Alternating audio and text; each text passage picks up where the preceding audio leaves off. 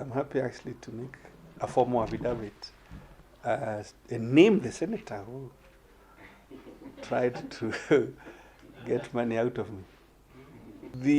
I think it was last year when I was invited to shed light. At that time, I think they were talking about the accounts of 2013, 14, or 2014, 15.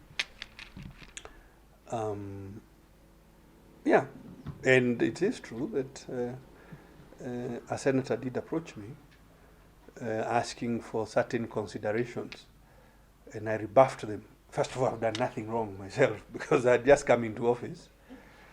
And so I'm quite sure no court of law would find me culpable for things that happened when I was not in office. And I said no.